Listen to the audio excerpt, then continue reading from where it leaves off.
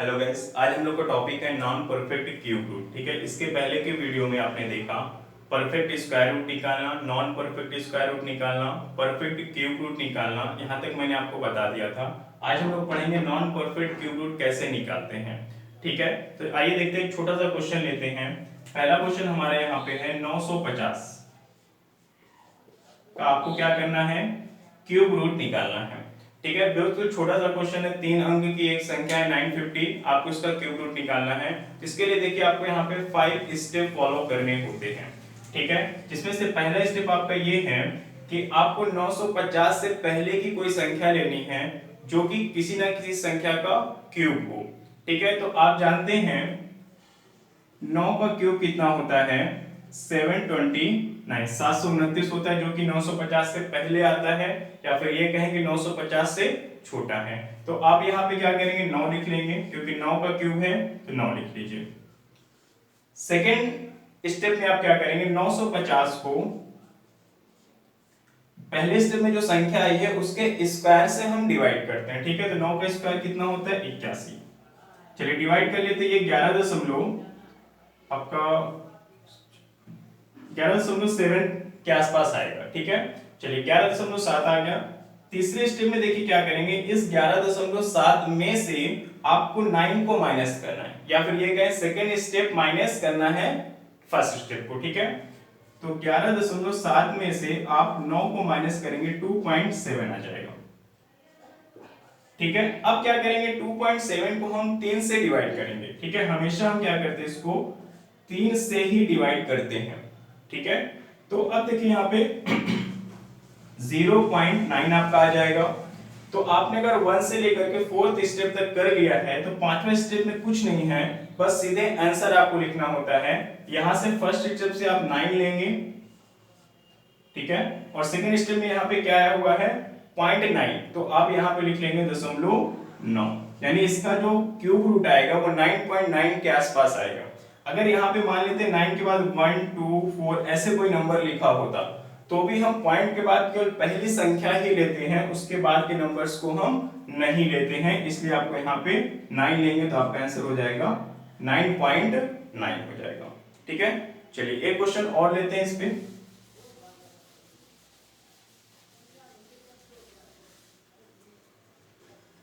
अगला क्वेश्चन आपका यहाँ पे है 1140। आपको 1140 का क्यूब रूट निकालना है। ठीक है, चलिए पहले स्टेप में मैंने बताया कि 1140 से पहले यानी कि छोटा नंबर लेना है जो कि किसी ना किसी संख्या का क्यूब हो। तो क्या है, 10 का क्यूब होता है आपका 1000, तो यहाँ पे हम 10 लिख लेंगे। सेकेंड स्टेप में हम क्या करेंगे, 1140 को पहले स्टेप में जो नंबर आया है उसके स्क्वायर से डिवाइड करते हैं। ठीक है, तो 10 का स्क्वायर 100, डिवाइड करिए 11.4 हो जाएगा।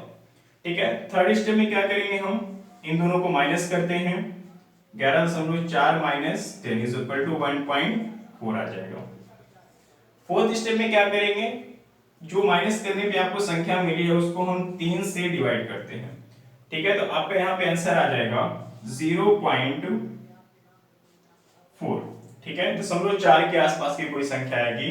पांचवें स्टेप में क्या करना है, आपको सीधे आंसर लिखना होता है 10.4, तो यहाँ पे हो जाएगा 10.4 आपका आंसर हो जाएगा। ठीक है, आप चाहें तो इसको मोबाइल से कैलकुलेट करके वैल्यू देख सकते हैं।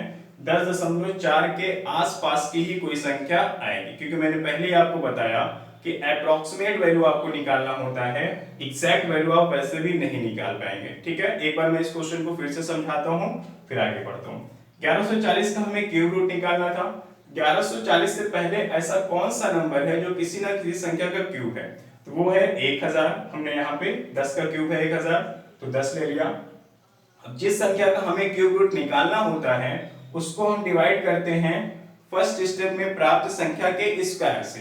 तो 10 का स्क्वायर 100 डिवाइड किया 11.4 आ गया। तीसरे स्टेप में इन दोनों को माइनस कर लेते हैं तो 1.4 आया। चौथे स्टेप में इसी संख्या को आपको 3 से डिवाइड करना है तो 0.4 आ गया। ठीक है, 0.4 आ गया। 4 स्टेप आपने कर लिया तो पांचवा स्टेप कुछ नहीं है, सीधे आंसर आपको लिखना है 10.4 आपका आंसर हो जाएगा। ठीक है, अब चलते हैं हम लोग थोड़ा सा कुछ बड़े क्वेश्चन की तरफ। चलिए आपका क्वेश्चन यहाँ पे है 7,43,572 का क्यूब रूट निकाल करके 4.8 से मल्टीप्लाई करना है, देन आपको इससे डिवाइड करना है। ठीक है, ये देखिए क्वेश्चन आपके जो पूछे जाते हैं अक्सर बैंक का ये क्वेश्चन है। ठीक है, बैंक पीओ वगैरह में पूछा जाता है, तो वहां पे आपसे इस तरह के क्वेश्चन पूछने से पहले ही वहां पे आपको लिखा होता है निर्देश में कि इसकी अप्रोक्सीमेट वैल्यू आपको निकालनी है। ठीक है, अनुमानित मान निकालने के लिए कहा जाता है, कभी भी एग्जैक्ट वैल्यू नहीं निकाली जाती है। ठीक है, और ऐसे 4 से 5 क्वेश्चन आपके एग्जाम से आते हैं, वो भी बैंक के एग्जाम में। तो हमारा क्वेश्चन यहाँ पे ये पूरा नहीं है, बल्कि हमारा क्वेश्चन सिर्फ इतना है। ठीक है, कि क्यूब रूट कैसे निकालेंगे। अगर आप क्यूब रूट निकाल लेंगे, मल्टीप्लाई भी कर सकते हैं, उसके बाद डिवाइड भी आप कर सकते हो। आइए हम लोग क्यूब रूट निकालते हैं। मैंने आपको बताया कि सबसे पहले हम क्या करते हैं, 3-3 का पेयर बना लेते हैं। ठीक है, यहाँ पे हालांकि 6 संख्या है तो 3-3 का पेयर आसानी से बन गया। ठीक, अगर मान लेते हैं 5 संख्या आपको दी होती, जैसे कि 2 1 5 6 3, ठीक है, तब आप पेयर कैसे बनाते हैं, तो हमेशा याद रखिएगा आप पीछे से पेयर बनाते हैं। ये 3 का पेयर 563 हो जाएगा, और यहाँ पे 2 ही संख्या है 21, तो आप एक 0 लगा लेंगे तो आपका ये 3 का पेयर कंप्लीट हो जाएगा। ठीक है, आइए क्वेश्चन पे आते हैं।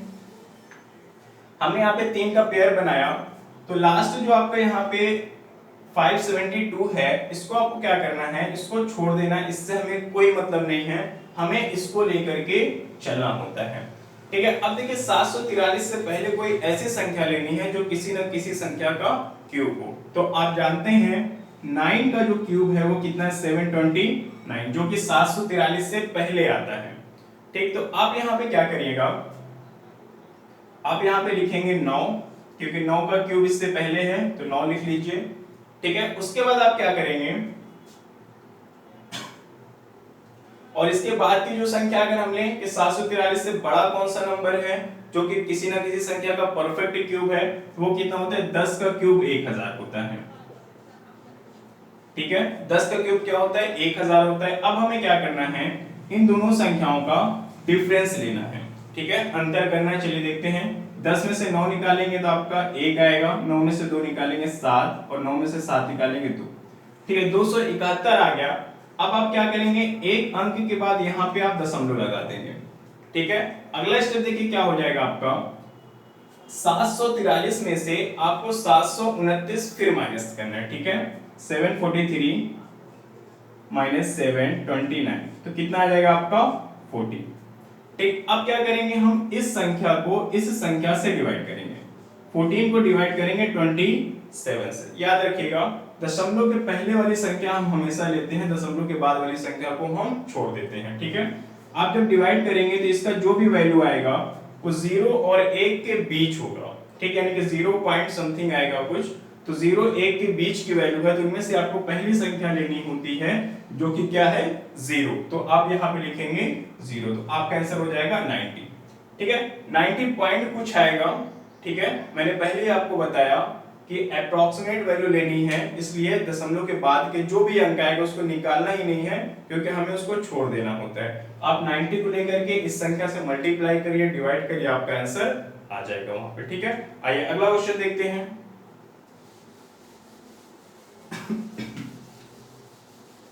चलिए देखिए, सेकेंड क्वेश्चन आपका यहां पर है 6,20,000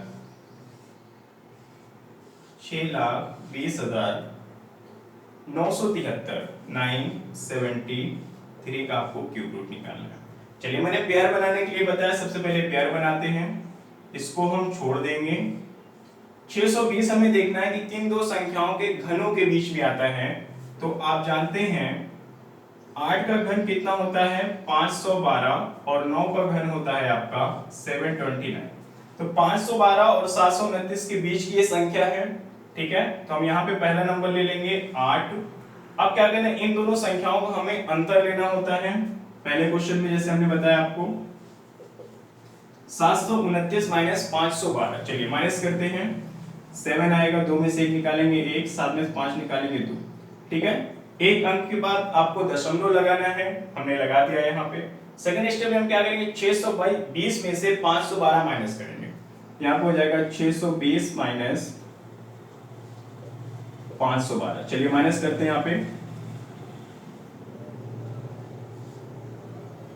108 आ गया, ठीक है।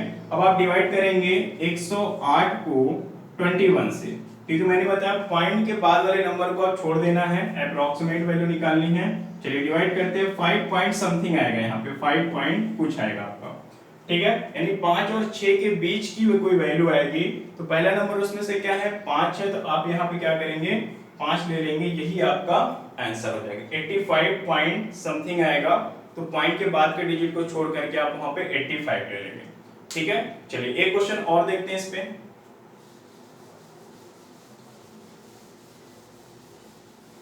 चलिए अगला क्वेश्चन यहाँ पे 5 डिजिट का है,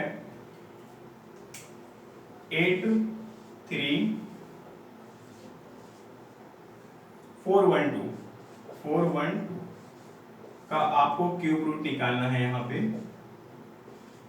ठीक है। चलिए अब देखते हैं यहाँ पे 5 अंक है, तो जब हम पेयर बनाएंगे तो पीछे से हमेशा बनाते हैं, और यहाँ पे 2 ही अंक आ रहा है तो हम यहाँ पे क्या करेंगे 0 बना लेंगे, ठीक है। अब देखना है कि 83 किन दो संख्याओं के घनों के बीच में है, तो आप जानते हैं 4 का क्यूब कितना होता है 64, और 5 का क्यूब होता है 125, ठीक है। तो पहली संख्या आप लिखेंगे यहाँ पे 4, 125 में से 64 माइनस करिए, 125 माइनस 64, ठीक है, कितना आएगा 5 में से 4 निकालेंगे 1, 61 आ जाएगा, ठीक है। चलिए 61 आ गया, तो हम क्या करते हैं यहाँ पे पॉइंट लगा देते हैं। चलिए अगले स्टेप में हम क्या करेंगे 83 में से 64 माइनस करेंगे, 83 माइनस 64, चलिए देखते कितना आएगा 19 आ गया, ठीक है। अब 19 को डिवाइड करना है किससे, आपको 61 से नहीं या फिर 6.1 से नहीं, किससे 6 से डिवाइड करना है, दशमलव के बाद वाले अंक को छोड़ देना होता है, 6 आपको यहाँ रखना है, ठीक है। तो 6 से डिवाइड करेंगे तो आप जानते हैं 6 त्रिक 18 1 19, यानी कि 3 और 4 के बीच की कोई वैल्यू आएगी, तो आप यहाँ पे क्या करेंगे 3 और 4 के बीच की वैल्यू है, तो आप पहली संख्या यहाँ पे लिखते हैं क्या 3, तो आपका यहाँ पे आंसर आ जाएगा 43, यानी 43 दशमलव कुछ आएगा, दशमलव के बाद वाले अंकों को आप छोड़ दीजिए तो कितना आएगा आपका 43, आप यहाँ पे इसकी लगभग में 43 आपका आंसर हो जाएगा, ठीक है। उम्मीद करता हूँ आप लोग को ये वीडियो पसंद आई होगी। अगर आपको वीडियो पसंद आए तो आप इसको लाइक करें, ज्यादा से ज्यादा शेयर करें और चैनल को जरूर सब्सक्राइब करें ताकि अगली वीडियो का नोटिफिकेशन आपको मिले। Thank you.